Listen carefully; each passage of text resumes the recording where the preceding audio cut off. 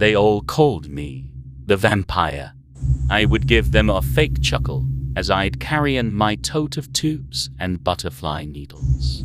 "I want to take your blood," they'd say, shoulders hunched, arms raised above their heads.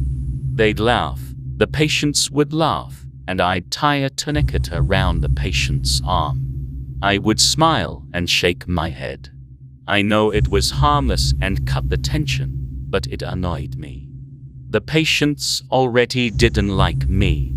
No one was ever excited to have their blood drawn. Did the staff really have to compare me to a monster? I suspected they joked about it private as. I mean, it was kind of accurate. I had the look. Dark hair, tall, thin, pasty skin, and a mandated black uniform. I also worked nights. One night, I had to draw an old, demented lady. As soon as she saw me, she began screeching, "Vampire." Staff had to hold her down as she chanted prayers. They stifled giggles. I was humiliated. I stormed into the break room and collapsed into a chair. I then realized I still had a tube of the woman's blood in my pocket. I couldn't tell you why, but I popped the top off and threw its contents down my throat.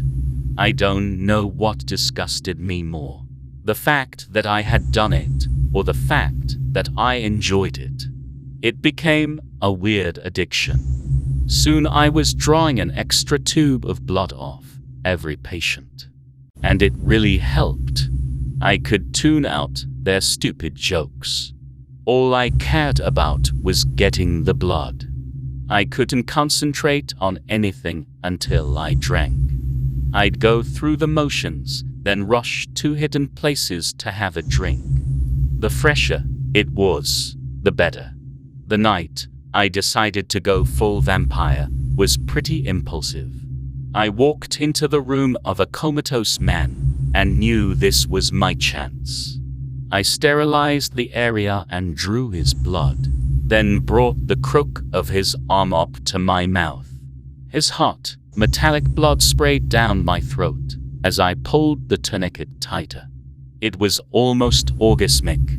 My eyes rolled, and I felt weak. Suddenly, there was a knock on the door. I threw the arm down and pulled up my mask as a nurse walked in. "What are you doing?" she asked, definitely sensing that she had startled me. "Sorry, just getting blood. I'm a bit jumpy in here." "It's too quiet," I answered while gesturing to the man. The nurse pulled out a notepad and started jotting down vital signs. She nodded and replied, "Yes, it is quiet. It's so sad. He's been here before. Nice guy. He's not going to make it this time. HIV is one hell of a disease."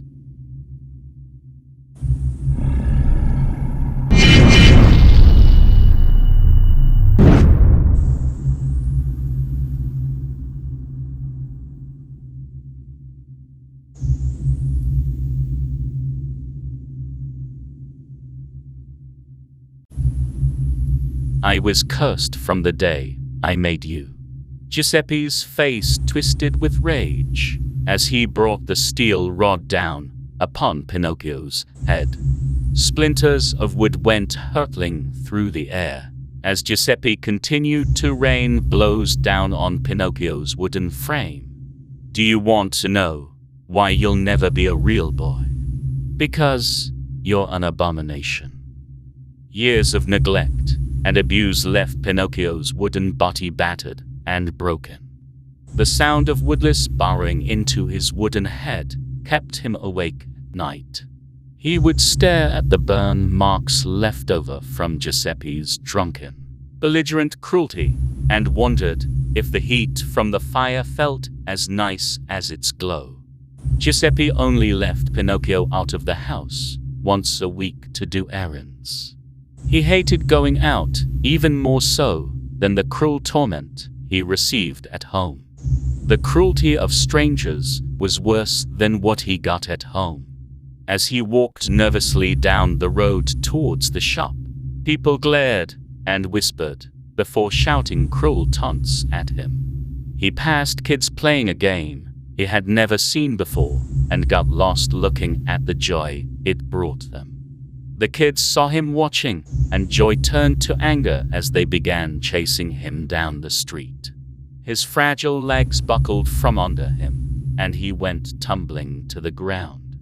Just as the kids descended on him, a disheveled-looking woman jumped to his rescue. The woman embraced him and picked him off the floor. The woman had a look on her face he had never seen before.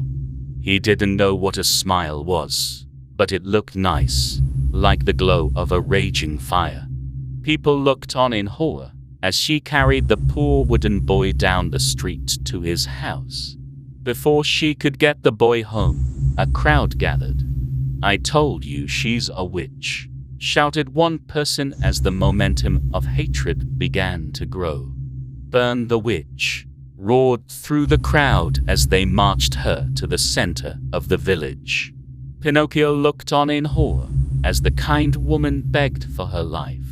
Watching the only person to show him kindness being dragged to her death was too much to bear. "I'm cursed with no soul, so burn me instead." The crowd turned to face Pinocchio. Chants of "burn them both" echoed through the air as they mounted him to the same stake the woman was tied to. Being made of wood, he wasn't going to feel anything.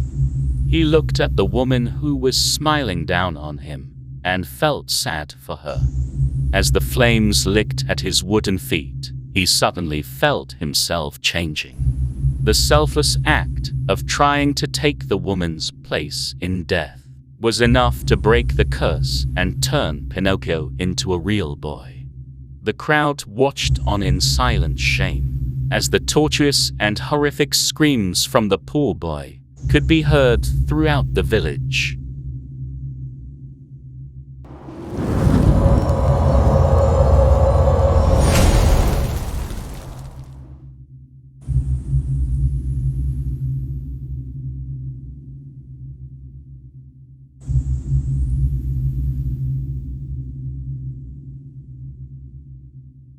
My husband John and I have been married for the last 5 years. I have always wanted a child, but he is always making excuses why we shouldn't have children. It had gotten to the point where I considered divorcing him. I was ecstatic when I discovered that I was pregnant and immediately announced it on social media. John was very apprehensive about the whole thing and accused me of cheating on him. We had a massive argument where I pointed out we slept together on the day the baby was conceived.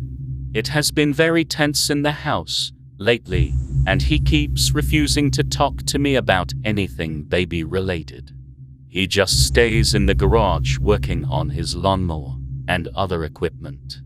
I have been really exhausted lately as my due date is really close. John surprised me with a romantic meal, and it was the happiest I had been in months. I felt my eyes beginning to droop during the meal, and I saw an evil glint in his eyes just before I passed out. I don't know how long I was unconscious, but I awoke to find myself hanging naked in the garage. John was watching me and smiling. I begged him to let me down, but he just kept smiling. He placed the lawnmower under me, with the blades facing upwards, and then started the engine. I let out a scream of agony as my son was born, and was then forced to watch as his body was ripped apart by the blades.